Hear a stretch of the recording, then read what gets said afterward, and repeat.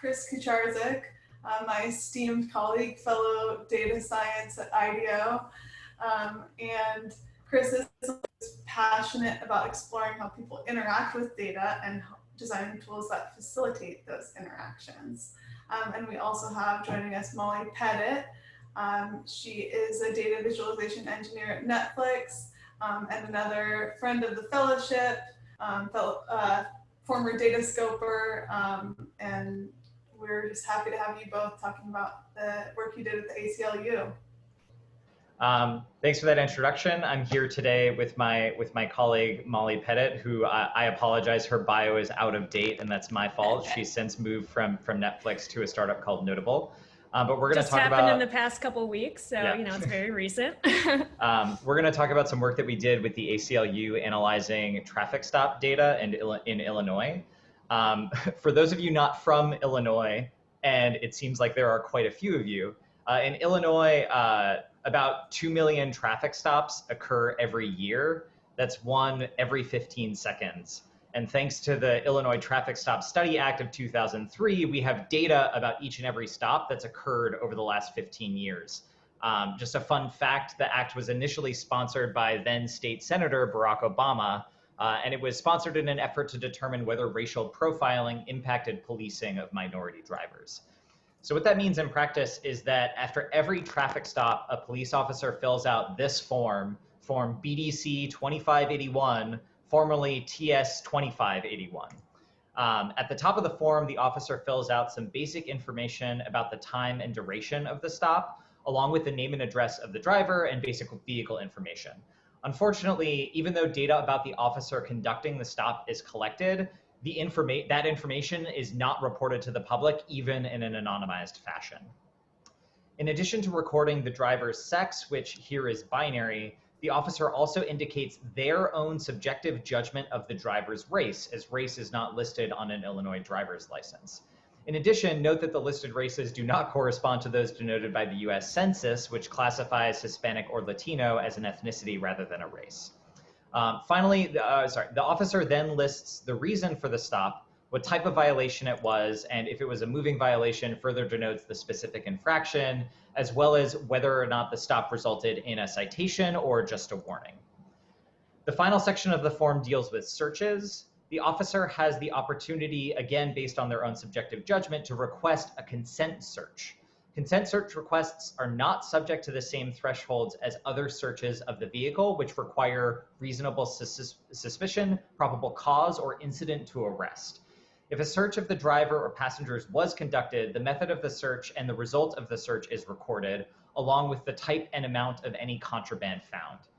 Some police departments utilize dog sniff searches as well, in which case the officer records whether the dog alerted the officers to the presence of contraband, and if so, whether contraband was found.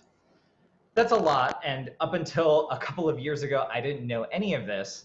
And I'm going to turn it over to Molly to tell the story about how exactly it was we both came to be involved in analyzing this data produced by the Traffic Stop Study. Yeah, thanks, Chris. So earlier that summer, I had met Karen Sheely, who's the director of police practices at the ACLU of Illinois. I met her at a meetup, and she had mentioned, that the ACLU could use some data science help, and I was like, I want to help. How can I get involved? So, I'd been looking for something to use my skills for good, and it seemed like a pretty good opportunity to do so. So the ACLU wanted to help updating a previous report that they'd produced on racial disparities observed in the data from these traffic stops forms. But the last report had been from like 2014, so there's a few years of data to parse, over 6 million traffic stops conducted by nearly 1,000 police agencies across Illinois. So the ACLU didn't have the computational expertise to be able to parse and visualize all this data on their own. And what ended up eventually happening is I convinced Datascope, where I was working at the time, to take it on as kind of like a pro bono project, because Datascope was a consultancy and people would sometimes have downtime between projects. So it seemed like a good project that people who were interested in working on it could do when they're in between things. So that's how Chris and I originally started working on this project together. But then after that, I eventually left Datascope, and Chris and I just continued working on this together. Also, just a really quick shout out to Alex Alievich, who is a front-end engineer and friend of mine, who like joined and also helped create the website. So we ended up creating this website, illinoistrafficstops.com, and this summarizes the findings. So I'm going to go ahead and walk you through some of the key visualizations and findings that we made regarding the disparities of traffic stops. Okay, so on the website, it first covers some introduction, which we've already kind of talked about. And we get to the data visualizations, which are my favorite part. The first visualization shows the number of traffic stops broken down into individual squares. So we can see that just shy of 60% of traffic stops statewide involved a white driver, while a quarter involved a black driver and 15% involved a Latinx driver. This differs pretty dramatically from the story for only Chicago, where 60% of the stops involved black drivers. And also just a really quick note is that if you're on the site, a reader has the ability to select an agency in the state of Illinois from a drop-down menu, and their selection causes the agency to be highlighted throughout the entire, all the visuals on the site, and the numbers update. So you can zero in on a particular location. As I go through here, I'm not gonna do that. I'm just gonna look at Illinois as a whole, but you know, you're welcome to play around with it on your own.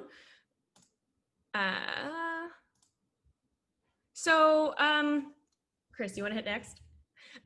So people, one thing I want to mention is that what people often want to do is they want to take this population demographics and compare it with the demographics of the stop they wanted to compare the stop population demographics with the demographics of the city to come up with a stop rate. However, dividing these values would not actually provide a stop rate. What we'd actually need is the demographic of the driving population in a city, which is basically impossible to calculate for certain. Plus keeping in mind that people drive through cities for work or leisure, that argument and calculation can break down pretty quickly. You know, there might be a town that is driven through very often as people are trying to get to Chicago or somewhere else. And the demographics of different towns might be different, and it muddles things very quickly. So it's difficult to make a conclusive statement about whether observed total stop totals are evidence of bias. And just a note is basically every time we give this talk, we have someone coming up after the talk saying, "Ooh, but did you consider, you know, doing this X or Y to come up with a better estimation of driving population?" And the answer is that we thought of a lot of things, but the fact is that it'd take a lot of time and effort, and there'd still be a lot of assumptions. So instead, what we thought was a better use of time is to, and a better measure of bias, is instead to focus on steps that happen after the stop has occurred, and especially steps that involve an officer's subjective judgment. So we believe that these steps are more likely to be subjective to bias, either conscious or unconscious. And some examples include the decision of whether or not to request a consent to search a vehicle and whether or not to issue a citation. So with that in mind, we're going to start talking about consent searches. So in the state of Illinois, the officer has the option to ask consent to search a vehicle after a stop has occurred.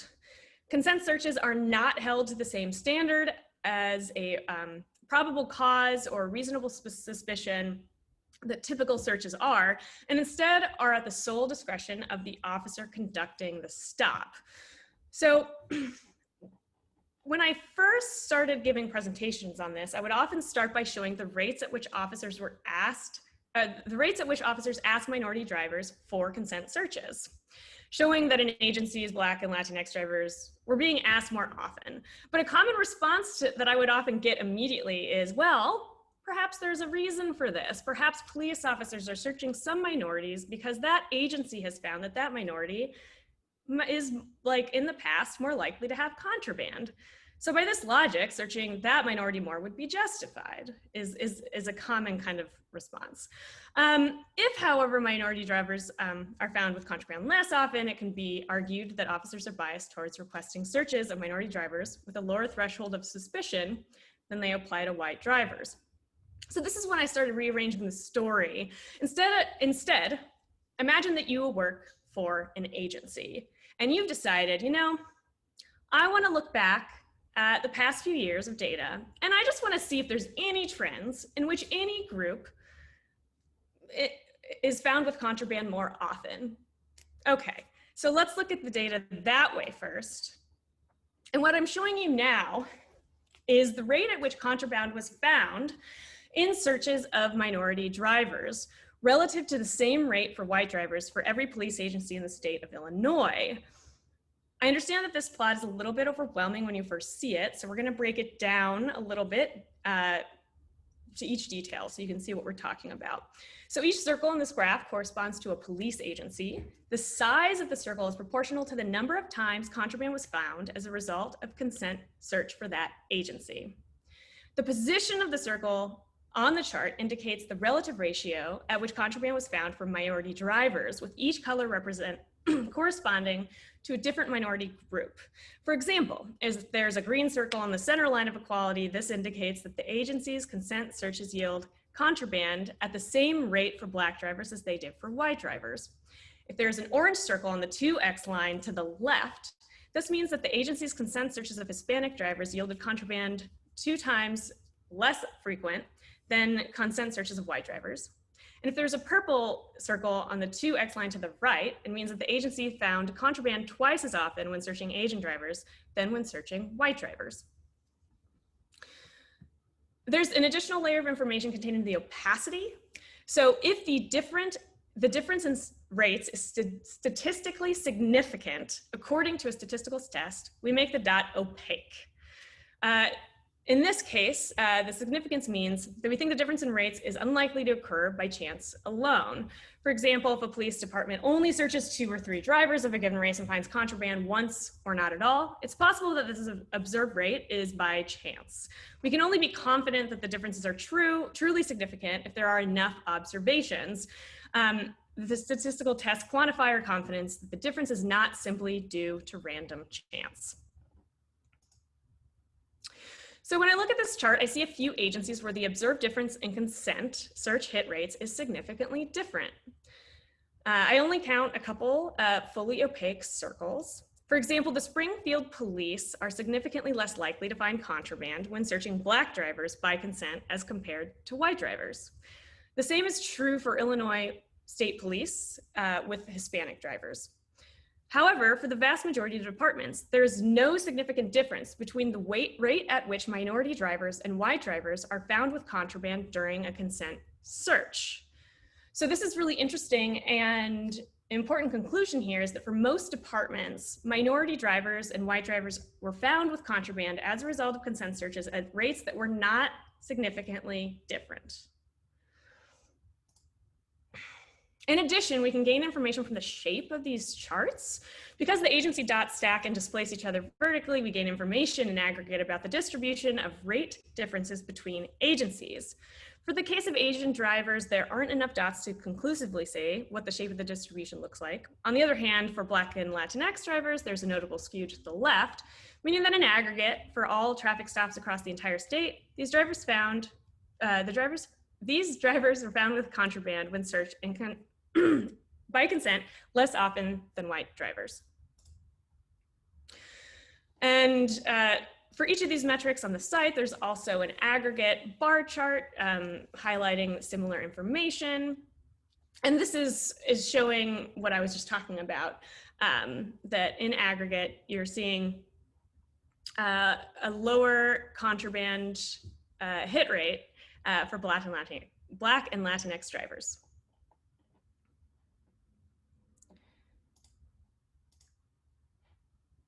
Okay, so now that I've done that, we're gonna move on and look at what the search request rate comparisons look like. Now that we know that there's no significant, for most agencies, not a significant difference in the contraband hit rates. So it looks like there are many more police agencies where Black drivers and Latinx drivers are asked to be searched at higher rates than white drivers.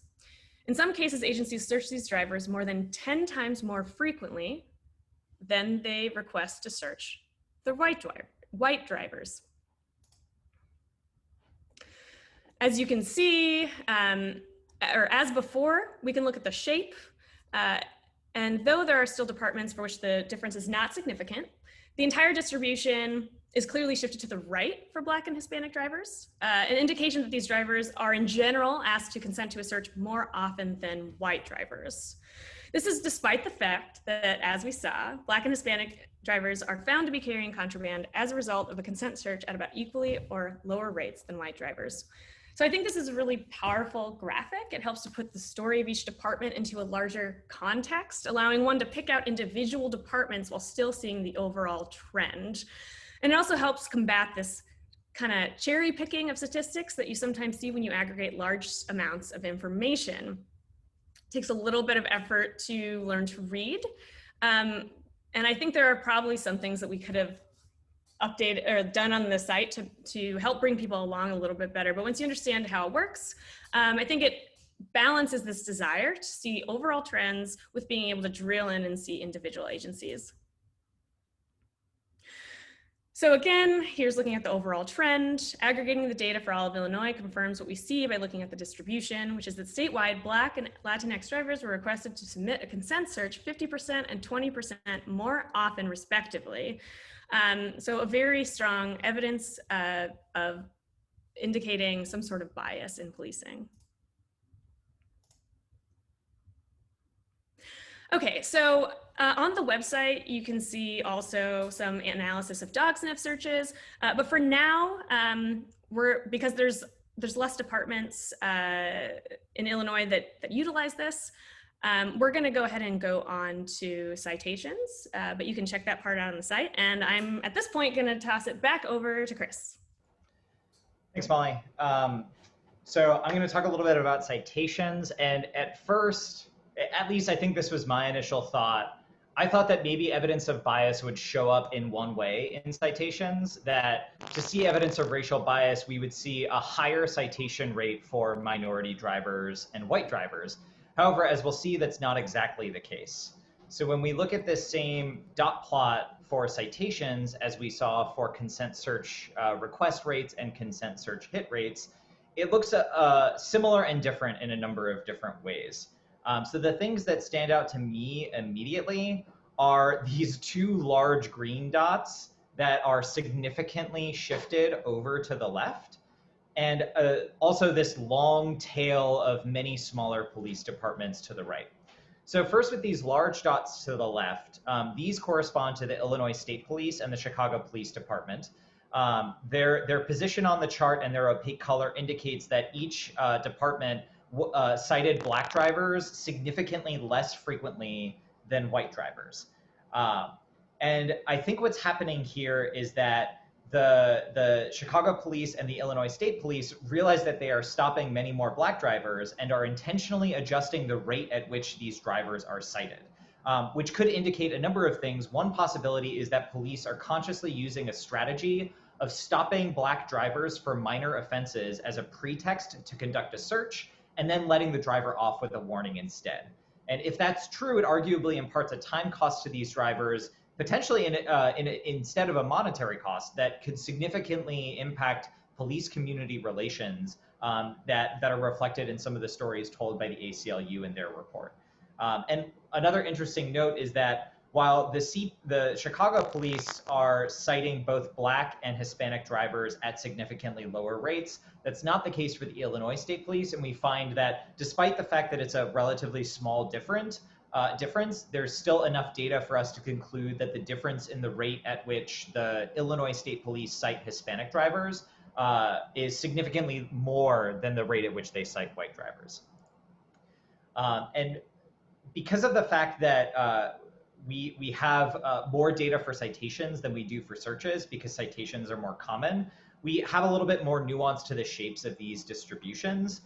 We see that Chicago is not alone in its attempts to reduce the rate at which Black drivers are cited. But at the same time, we also see this long tail to the right of a number of police departments in Illinois citing Black drivers at significantly higher rates. And what's interesting about this is that it leads to a bit of a paradox, where when you look at the data in aggregate, you would say, oh, it appears as though Black drivers are significantly less likely to be cited than white drivers. But this is due to Simpson's paradox in data aggregation. And in fact, when you look at police departments individually, the median police department in Illinois is significantly more likely to cite Black drivers than white drivers. Simpson's paradox does not show up for Latinx or Asian drivers, because in each of those cases, we see that across the state of Illinois in aggregate over all traffic stops, those drivers were significantly more likely to be cited than white drivers, albeit the difference was higher for Latinx drivers than for Asian drivers. So to summarize, at the bottom of the site, we have a couple of key takeaways. I think the biggest thing for me is that we do see strong markers for bias, both in aggregate across Illinois and also within specific departments. So first, despite the fact that consent searches are no more likely to yield contraband regardless of the race of the driver, we still find that police departments search Black and Hispanic drivers at higher rates than white drivers. This also holds true for dog sniff searches, and you can go to the site to learn more there. And finally, although the data for citation rates is a little bit nuanced, there was strong evidence of bias of different kinds in the data for different departments throughout Illinois. So to sum up, you can go to the site and explore for yourself. You can also look at the ACLU's report. It's called Racism and the Rear View Mirror. And to Lauren's point earlier about thinking about the kind of human stories behind these data aggregates, I think that the report is a good example of going to people in the community and allowing them to tell their stories about how these patterns that we see at the large scale in the data manifest in individuals' experience. And if you're interested in learning more, please feel free to reach out to Molly or myself, and we're happy to chat. Thank you so everyone. much. Yeah, thank you so much, Chris and Molly. And continuing on the theme for today, you know, I clicked through and checked out Molly's website, and there she has a poem about her love for data science. So everyone should, you know, it's a scavenger hunt. Everyone should go find the poem on Molly's website where she talks about her love for data science. Oh, goodness. The theme of the day is poems. And before we move on, there's a question here. I think it's specific to the visualization you were just presenting, Chris, but it's about what you were presenting. Was that filtered for the amount or type of contraband found during a stop?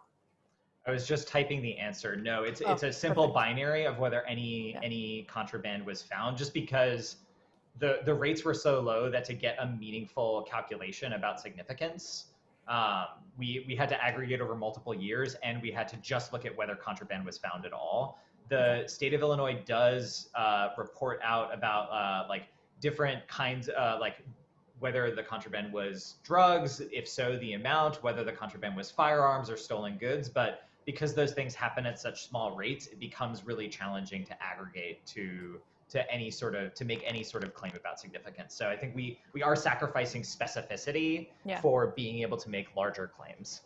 Okay. And there was awesome. also, well, another reason or thing that I thought made sense about this kind of like aggregating past years is if you are taking it from the stance of, I want to see if there are any trends that should impact my behavior, then it makes sense to look back over years. Yeah. And yeah. Well, thank you so much. I think this is such a great example, and we see like all the work you guys did, one, in doing the work, and second, in making accessible and available to everybody through this website, which I just wrote in the chat. I'm a little starstruck because I always point that out. Here's a great example of like cool work you can do with publicly available data sources. And now I get to meet, you know, you in the Zoom, not in the flesh. So I think that's a really great analysis you did. It's really time intensive about like looking at bias and fairness, and, you know, having to take into consideration things like how can I express all this complicated information in these, you know, information packed and visually appealing visuals and things like that.